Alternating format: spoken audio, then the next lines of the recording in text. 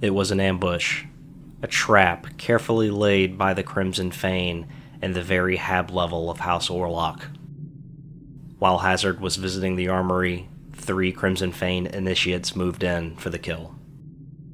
While the attempt was unsuccessful, Hazard now fully realizes that he needs to tighten up the grip on the borders of his territories. The needle ways being used by the Crimson Fane have become far too commonplace. Welcome back to Shadows of Primus and episode 14 of our Dominion campaign. Today the Renegades of House Orlock attack the Crimson Fane Corpse Grinder cult in the scenario Border Dispute. We are fighting on a lot of new terrain that I have been busy printing over the last few months. I backed a Kickstarter from Saucerman Studios, and I will do a full review of this terrain in a separate video. The shoutout isn't sponsored, but I will leave a link below in case you want to check them out. A quick look at the campaign table shows that one of these gangs will vault into a leadership position. The Corpse Grinders have the potential to force a 3-way tie going into the final week 6, while the Renegades have an opportunity to sit at the top outright. Looking at the House of Iron, Hazard the Road Captain leads the way with his heavy bolter and combat shotgun. Argo is his arms master with arc hammer and shotgun.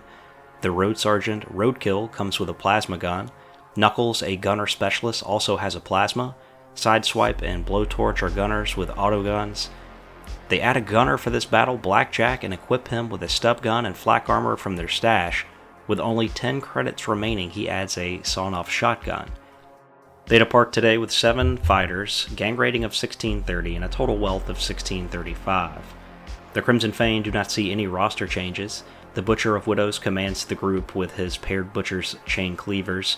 Many in the group add stem slug stashes, notably the Butcher, Gormal with his rotary flensing saw, and brothers Mokthar and Lokthar with paired heavy chain cleavers. They depart with 11 of 13 active fighters, gang rating and wealth of 2085. Today's matchup is Border Dispute. Crews will be D3 plus 3 random with reinforcements. Tactics cards will be 1 random at the start of each round after the first. House of Orlock rolls up for a starting crew of 5, and the Crimson Fane roll up for 6. House of Orlock will start with Argo, Knuckles, Sideswipe, Blowtorch, and Blackjack on the table. The Road Captain Hazard and Road Sergeant Roadkill will be in reserve. The Crimson Fane will start with initiates Marrow, Cleaver, Slipknot, and Gangers Gorgon, Mokthar, and Lokthar. The rest will be in reserve. Underdog is based on difference in gang rating in this one due to reinforcements. That will give the House of Iron extra tactics cards up to 4 as the game goes on. We'll be fighting over the Slag Furnace today. House Orlock will set up first, deploying a random fighter from their crew within 1 inch of the center of the board. That fighter will be Knuckles. The Crimson Fane will set up Slipknot, the initiate. Both gangs will then deploy 12 inches from the center line and place a relic in their zone at least 5 inches away from a board edge. Each gang is seeking to secure their turf and defile the other gang's relic.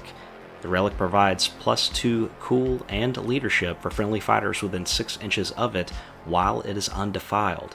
In order to defile it, a fighter must spend a double action within 1 inch of it. Reinforcements will be random D3 at the start of each end phase. The battle ends when only 1 gang has fighters left at the end of any round. Victory goes to the gang left on the battlefield.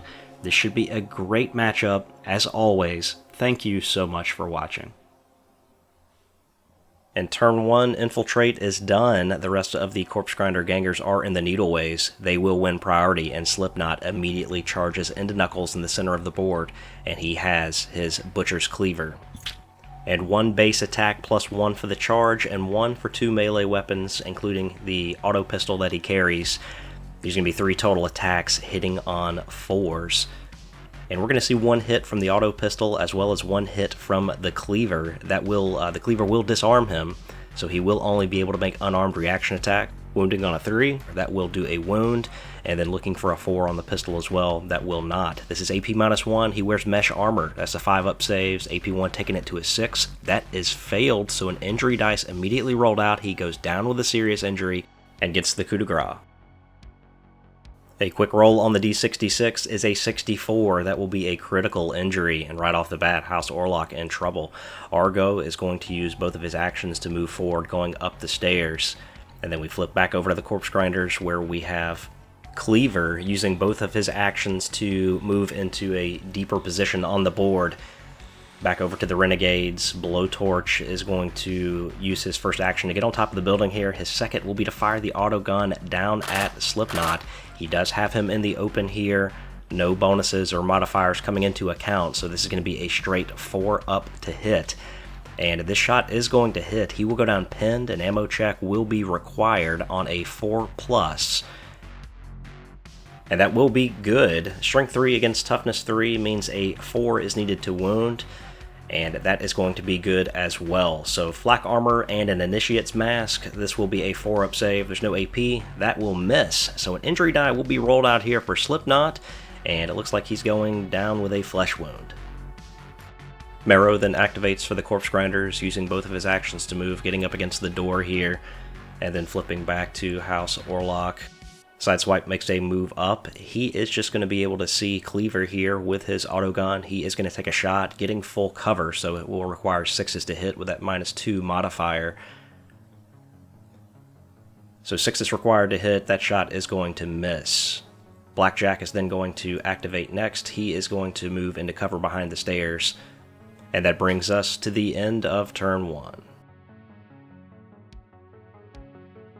In the end phase, the Needleways is revealed. Gorgon, as well as Mockthar and Lockthar, make their way onto the board, setting up within 2 inches of where that Needleways took place. The House of Iron did lose one of their members in that turn, but with the Rule of Iron, it would be impossible for them to fail a bottle check at this point in time. Also in the end phase, we do begin to see some reinforcements joining the board. Gormal with his rotary flensing saw. All of them were placed where they should have been, except for Hazard, the road captain. He was able to get placed by the opponent and was put further down the field. In total, the Corpse Grinders rolled up for 3 reinforcements, while the Renegades rolled up for 2. Tactics cards pulled for the end of turn 1, Seize the Initiative and Lucky Shot for the Renegades, Visions of Slaughter for the Crimson Fane. And we will go right into turn 2, where Seize the Initiative immediately being played. Sideswipe on the move, trying to get out of range of Gormal and that rotary flensing saw. He is going to pop a shot off at Cleaver with his autogun. We'll get him in short range this time, so this will make it 3s to hit. And that is going to hit. 2 shots rapid fire, he will be wounding on 4s. And that will be 1 wound. Cleaver does go down pinned, and he will have a 4-up save here with his flak armor and his Initiate's Mask, and that is going to be good.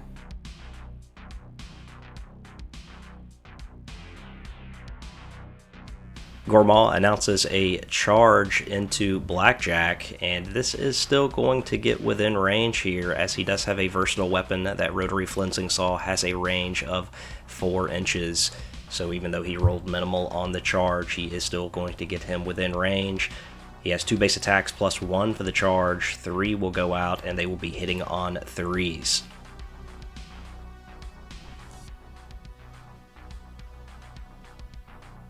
So dice coming out here, 3 attacks on 3s. And that's going to result in all 3 striking the target. And then it's going to be 3s to wound at Strength 5, Toughness 3. That is going to be 2 wounds. 1 of them will shred, which will double the AP. And this will cut right through his armor, and 4 injury dice will be rolled out, 1 out of action. So we'll be rolling up a D66 for Blackjack, and on a 42, it will be Grievous. A nearby cool check will be taken from Sideswipe, and he is good, getting a +2 from the Relic. A charge from Argo into Slipknot. He wields that big arc hammer, and he is going to get 2 attacks plus 1 for the charge. The arc hammer is strength 6, but first he needs to hit on 3s. So 3 dice coming out now, and 2 of these are going to hit, and then strength 6 against toughness 2. 2s will be needed to wound, and both of those are good. Now, we messed this up. He has a 4-up save with an Initiative Mask and Flak Armor. AP-1 should be on 5s. We counted as 6s. So we missed this here. 3 injury dice do roll out for Slipknot, and he goes out of action. That being a miss on our part, D66 will be rolled out for Slipknot, and that is going to be a 43, which will be Grievous. Argo will then consolidate into cover. In order to make things right, Cleaver gets to his feet. He is going to target Sideswipe with his auto gun, and does have him in the open here, so just a straight 4 is needed to hit. And shots ring out here, rapid fire. There will be 3 hits that go through, and strength 3, toughness 3. As he goes down pinned, 4s will be needed to wound, and that is going to result in 3 wounds. So armor saves will be taken. He does have mesh armor. This is a 5-up save, no AP on this weapon. 3 saves being taken, all of which are going to fail. 3 injury dice being rolled out for Sideswipe, and he is going out of action. A roll on the D66 to see what happens to him, and it is a 55, which is going to be a spinal injury.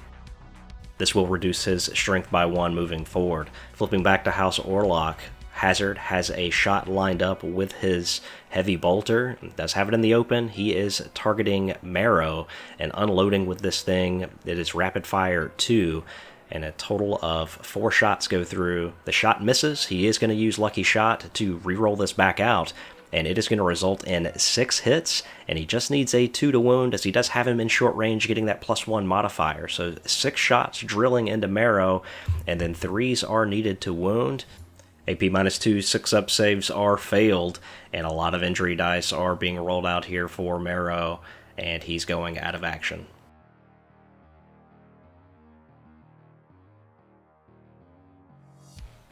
D66 roll results in being out cold.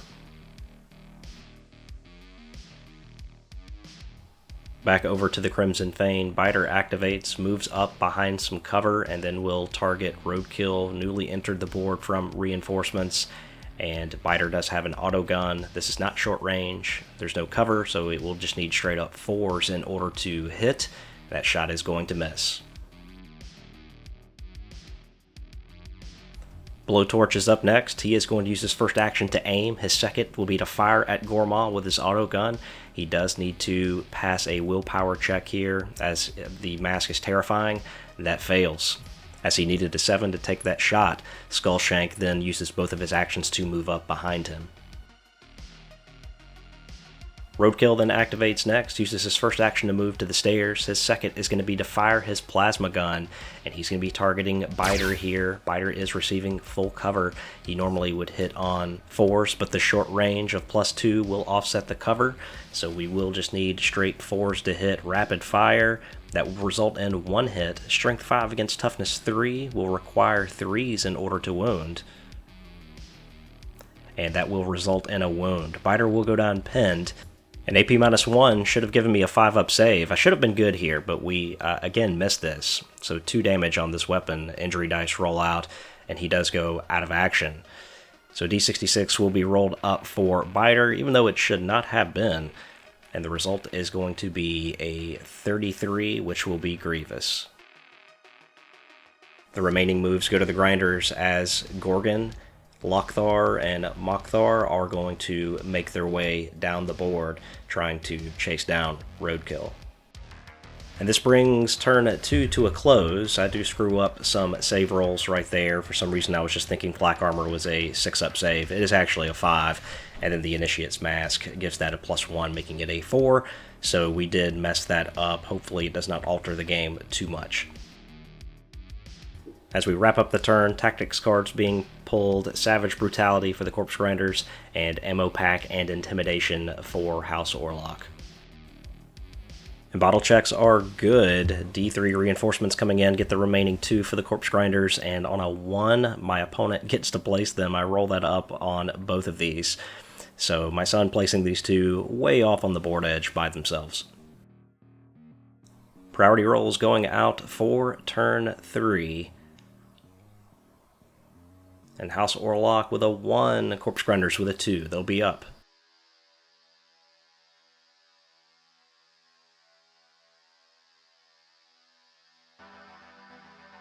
And with that win in priority, Skullshank is immediately going to charge into the back of Blowtorch.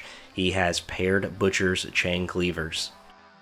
And the paired rule gives him twice the attacks. That will give him 4 in total, plus 1 for the charge and 1 for dual melee weapons. It'll be 6 dice in total, and he will hit on 3s. And about half of these are going to hit. Strength 5 against Toughness 3 will be 3s to wound. So 3 dice rolling out here for the wounds. Any 6s will apply the Shred rule, and we do get one of those, and the AP of that will be doubled. It's going to cut through his mesh armor regardless at AP -2, and he goes down with a serious injury and gets the coup de grace from Skullshank. D66 roll is a 65, which is critical. Roadkill activates next using both of his actions to move, trying to get away from these skinners. He will be followed closely by Lockthar. And then flipping back over to the Renegades, we've got Hazard also using both of his actions to move, trying to get in a better position. Back to the Corpse Grinders, Gorgon will activate next and use both of his actions to move, coming up behind Lockthar. And then Argo is going to activate using both actions to move, going through the armory.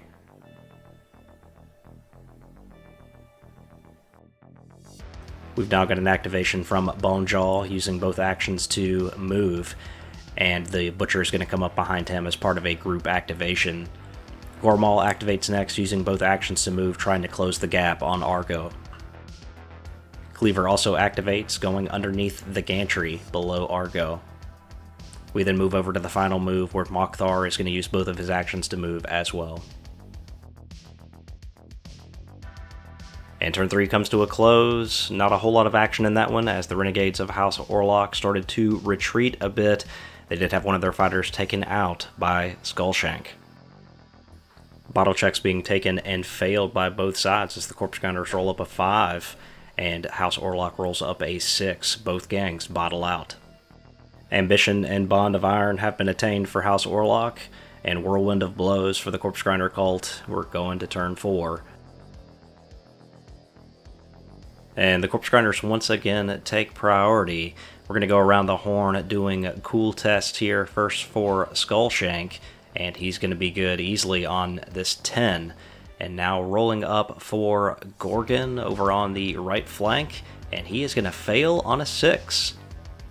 The Skinner has a cool of 7, and he will dart off the board. Lockthar is then going to take a test as well. He's going to be good on a 9. Mockthar will also take a test, and he is going to fail on a 4, and will also scoot off the board. Back on the other side, the Butcher is going to easily pass a test and spread that over to Bonejaw, and in the middle, Gormal is going to take a test as well, and he is going to be good on a 9. House Orlock will also test as well, and Hazard is good on a 5 up, and he is going to pass that on a 5. We will then roll up for Roadkill, who has a cool of 6, and he's going to just be good as well. We then roll up for the Arms Master Argo, who also needs a 6. He is going to be good. And then up underneath, we forgot Cleaver, as he is underneath the walkway here. He is going to fail. That'll be 3 Corpse Grinders that are running off the battlefield. And with the initiative, Lockthar is going to announce a charge into Roadkill. Needs to get a 2 on a D3 in order to close the gap. And he is going to roll a 1. That is going to fail. He will check up just short of the target.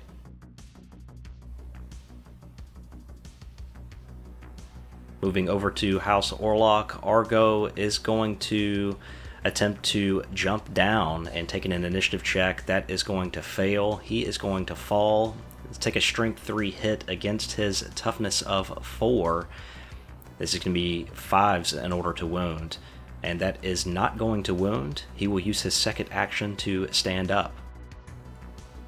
Gorma activates next, uses both of his actions to move, unable to get into versatile range of Argo. And then back to the Renegades, we have a plasma shot coming from Roadkill, point blank range in maximum firepower mode. He is going to aim first, and it's essentially just going to be a 2 to hit, but on a 1, this thing will get hot. So firing that out, anything but 1, that is going to hit, and it is strength 7 against his toughness 3. 2s will be needed to wound, and that will do a wound. Plate mail in the front with an armored undersuit and a scanner's mask is a 3-up save. AP -2 takes this to a 5. The save is failed, and 3 damage will be done, reducing him to 0 wounds. 3 injury dice are rolling out, and he is going down with a serious injury and takes 2 flesh wounds. Next up, Skullshank is going to move to the relic and prepare to destroy it on the next turn. Hazard is going to use both of his actions to move, attempting to get into position to fire on Gormaw potentially on the next turn. Bonejaw and the Butcher are going to use both of their actions to move as they continue to work their way down the flank. And the turn quickly comes to a close. We'll see if Lockthar decides to get up. He stays down with a serious injury. We're going to pull some additional tactics cards here. The Crimson Fane getting Reign of Blood, and House Orlock getting Bond of Brotherhood and Stand Firm. Not many of these tactics cards are doing a whole lot of good for either side in this game.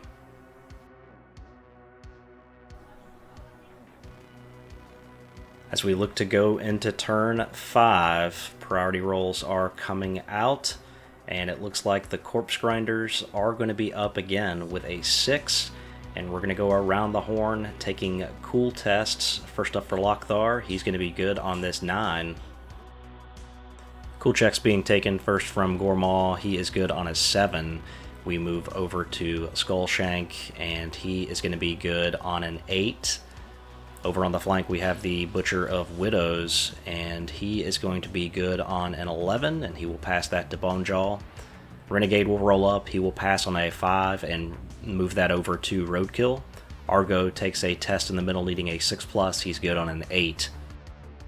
First activation for the Grinders sees Gormaw move into versatile range with Argo, and he's going to play Whirlwind of Blows here, giving him 1 extra attack, so he has a base of 2, +1 for the charge, and +1 for the card. These are hit on 4s as he is at range with his versatile weapon. All of these are going to hit. And then this is going to be 3s to wound. 2 of these are going to shred, which doubles the weapon's AP. And he wears mesh armor and an armored undersuit. We're going to go ahead and roll the injury dice here, as he is reduced to 0 wounds on these shreds. That is AP -4. Not a whole lot that can be done about those. So 3 injury dice roll out, and he takes a flesh wound and goes down with a serious injury. He could hypothetically save these last 2 on 6s, is AP -2 on these regular hits. He does fail both of them, however. That's going to be 4 more injury dice that are going to be rolled out for Argo, as these are 2 damage each. And that results in all serious injuries. He is going down, of course, but he is only going to take 1 flesh wound. Roadkill then takes the charge into Lockthar, who is going to bleed out anyway, but this way he gets some extra XP, and on the injury roll it will be a 64, which is critical. Skullshank is then going to use a double action to destroy the relic. And then over on the other side of the board, Hazard is going to attempt to fire down at Gormaw. He has him in the open, would hit on 2s due to the short range modifier. First needs to pass that willpower check due to terrifying, and he fails. Next, Bonejaw is going to use both actions to move, and he will be followed closely by the Butcher of Widows as they continue to make their way across the board. That brings us to the end of turn 5, and we have to roll up for an injury here as Argo is down at the center of the board. And this one is getting really dicey, can still go either way. Corpse Grinders and House Orlock laying it all out going into week 6. And getting into these recovery rolls for Argo, he is going to roll back over with a flesh wound. Brighter rolls for turn 6 coming out, and House Orlock will be up. We will need to pass some cool tests to see who sticks around. And a 5 up needed from Hazard, and he gets a 5 again, just barely sticking around. He's going to pass that over to Roadkill. Argo, who rolled back over with a flesh wound, that's now 2 on him in the center of the board. He's going to roll up a 6 on that 1 die, will be just fine as he needs a 6. And then Gormaw is going to fail his cool check. Gormaw going to flee the battlefield. We then look at Skullshank. He's going to stick around on a 10.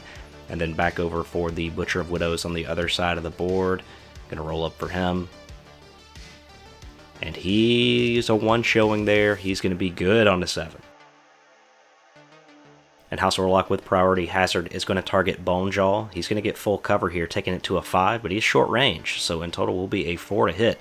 He is going to use Bullet Lord here, getting a 3 automatically, and he will hit with the other. That'll be 4 hits in total. The weapon will automatically be out of ammunition, but 4 hits coming across at strength 5. 3s required to wound. 2 of those will go through. And AP 2 -2 on this weapon is going to take me to 6-up saves. 1 will be saved, and the other will go through, cause 2 damage. So 2 injury dice will be rolled out for Bonejaw. He goes down with a serious injury. Cool check being taken by nearby the Butcher of Widows, and he's going to be good. After defiling the relic, Skullshank is then going to move, waiting to get a charge off on Argo on the next turn. And then we move back over to House Orlock, where Roadkill is going to move onto the relic of the Corpse Grinders. The Butcher of Widows then uses both of his actions to move as well, getting closer to Hazard. Argo will use his first action to get to his feet. His second will be to fire his shotgun. It will be in solid mode. He normally hits on a 3, close range takes it to a 2. This will hit, and an ammo check will be required, and that ammo check is going to fail, needing a 4. However, he needs to pass a willpower check. We almost forgot here. So rolling that out, he needs a 6. He gets it, so Skullshank will go down pinned. The roll to wound is only a 2, so nothing happens there except he gets knocked back and pinned. And now we go over to Bonejaw to see if he recovers in the end phase. He will stay down with a serious injury. That brings us to the end of the turn. So as we look into turn 7, things not looking too good for the Corpse Grinders now. They will win initiative for this turn, and they will start taking their cool test to see if they stick around. First off, on the Butcher, he is going to fail, and he is going to flee the battlefield. And then we are also going to test for Bonejaw over here to see if he sticks around. He does. We look over to Skullshank to see if he sticks around. He will as well. And then we go over to the Renegades. They're going to be good. That gets passed along. And then Argo needs a 6, and he is going to fail. Argo is going off the table. And it was at this moment that I decided to concede this battle, voluntarily fleeing the battlefield, as Bonejaw was already down with a serious injury. Hazard's going to be able to go over that way and continue to pelt him, as he does have a shotgun. And Skullshank, of course, being down, while he can get up, he is going to be against a plasma gun and potentially a heavy bolter. So House Orlock is going to come away with a victory today. Somehow, some way, they were able to pull this off. And we've got the post-game report coming up.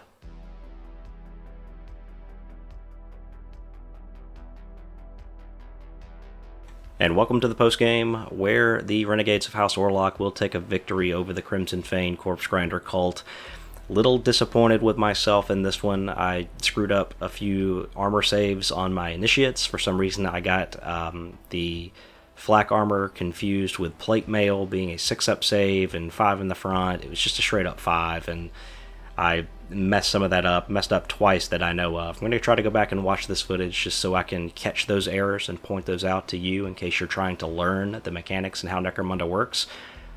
When you can place reinforcements, it's probably a good idea, especially if you're the Corpse Grinders, to place them somewhere where your guys can charge them. And I set Hazard up all the way across the board thinking that he would be nothing in this game, and sure enough, that come back to bite me pretty hard. I could have set him up a lot closer next to 2 or 3 of my guys, where he might have been able to take down one of them if they won the initiative, but I would have certainly been able to get to him. So that's a total screw up on my part and a lesson learned. Thought the House of Iron played really well today.